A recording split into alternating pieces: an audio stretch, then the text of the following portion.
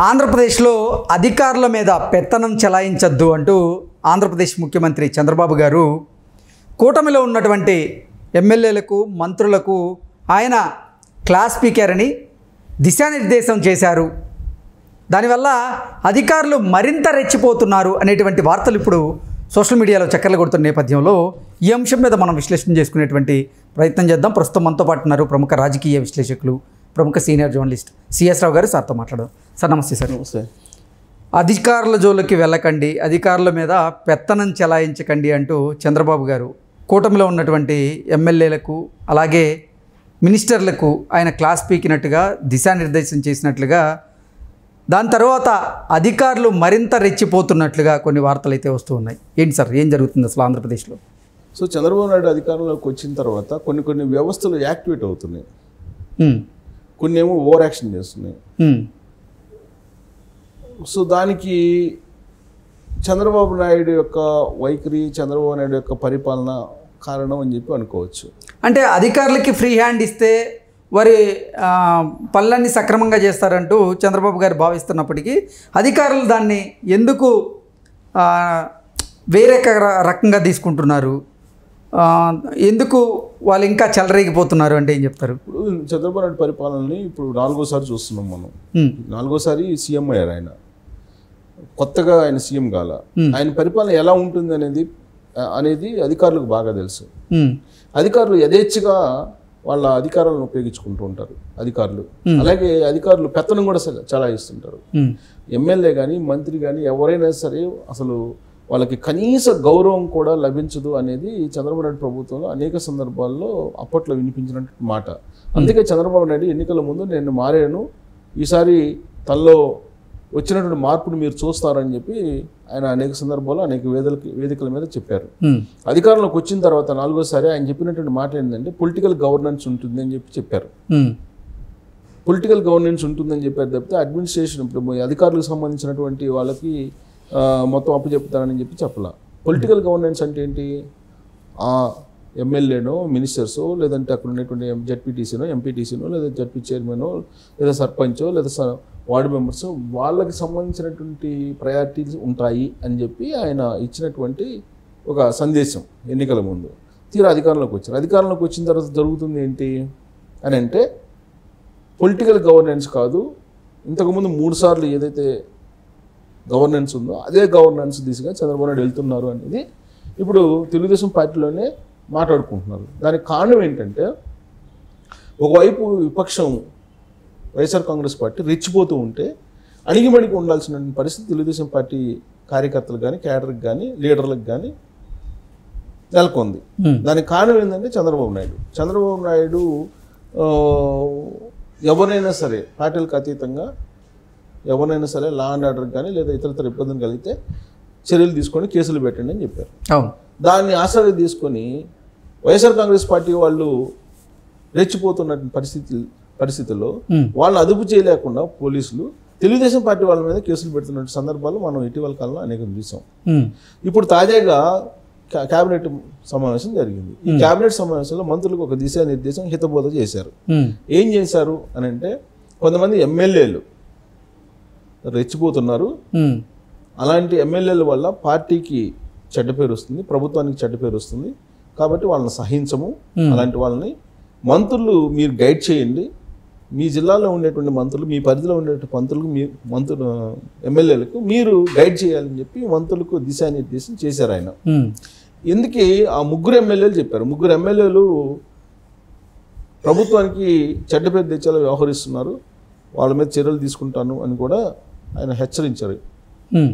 ఎందుకు ఆ 3 ఎమ్మెల్యేలు ఎవరి గురించి చంద్రబాబు నాయుడు మాట్లాడి ఉంటారు అనేది కనుక మనం ఒక విశ్లేషణ చేసుకుంటే కనుక ఈ మధ్యకాలంలో జరిగినటువంటి కొన్ని ఇన్సిడెంట్స్ని బేస్ చేసుకుంటే కనుక వాళ్ళ 3 గురించే బహుశా చంద్రబాబు నాయుడు మంత్రుల వద్ద ప్రస్తావించి ఉంటారు అని చెప్పి అనుకోవచ్చు. ఎవరు ఆ 3 అంటే బొజ్జల సుధీర్ రెడ్డి, బొజ్జల గోపాలకృష్ణారెడ్డి కుమారుడు శ్రీకాళహస్తి.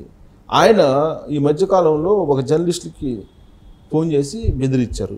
ఎందుకు బెదిరించారంటే అక్కడ ఇసుక దందా జరుగుతుంది, అక్కడ ఇసుక ట్రాక్టర్ దగ్గర లేదా లారీ దగ్గర 500 రూపాయలు వసూలు చేస్తున్నారు అనధికారికంగా, ఈ తెలుగుదేశం పార్టీ వాళ్ళు అని చెప్పి ఒక న్యూస్ వచ్చింది.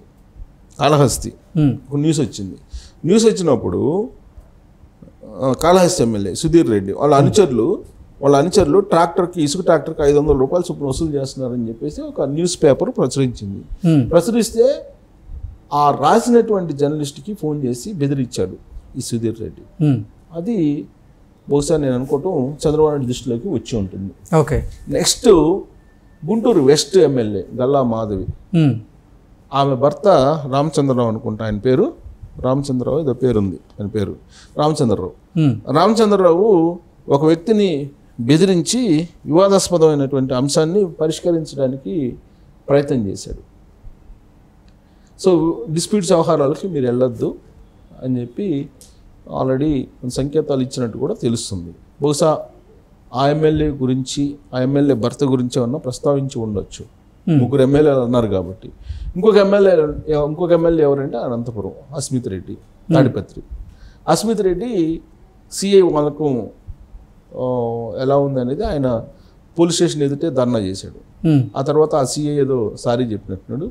ఇసుకు సంబంధించినటువంటి దందా జరుగుతుంది, ఇసుక లారీలు వెళ్లకుండా ట్రాక్టర్లు వెళ్లకుండా ఆపేశారు, సో దాంతో ధర్నా చేస్తున్నానని చెప్పి ఆయన ధర్నా చేశారు. కానీ దాని వెనక వేరే కోణం ఉంది అనేది ప్రభుత్వానికి చేరినటువంటి సమాచారం. బహుశా ఈ 3 ఎమ్మెల్యేలకు సంబంధించినటువంటి వ్యవహారం మీద ఇండైరెక్ట్గా చంద్రబాబు నాయుడు హెచ్చరించి ఉండవచ్చు, మంత్రులకి దిశానిర్దేశం చేసి ఉండవచ్చు అనేది ఒక అభిప్రాయం. ఓకే. దీనికంటే కొంచెం వెనక్కి వెళ్తే కనుక చంద్రబాబు నాయుడు 4వ ముఖ్యమంత్రి అయిన తర్వాత జరిగినటువంటి సంఘటనలు మనం తీసుకుంటే అచ్చెన్నాయుడు ఒక మాట అన్నారు, ఇక నుంచి తెలుగుదేశం పార్టీ కార్యకర్త ఈ ఒక తెలుగుదేశం పార్టీ బ్యాడ్జ్ చేసుకుని వస్తారు, ఆ బ్యాడ్జ్ చేసుకుని వచ్చినటువంటి కార్యకర్తని కానీ లీడర్లు కానీ కుర్చీ వేసి కూర్చోబెట్టి టీ ఇచ్చి పనిచేసి పంపించాలి, లేదంటే మీ తాట తీస్తామని చెప్పి అధికారులకు ఒక హెచ్చరిక జారీ చేశారు.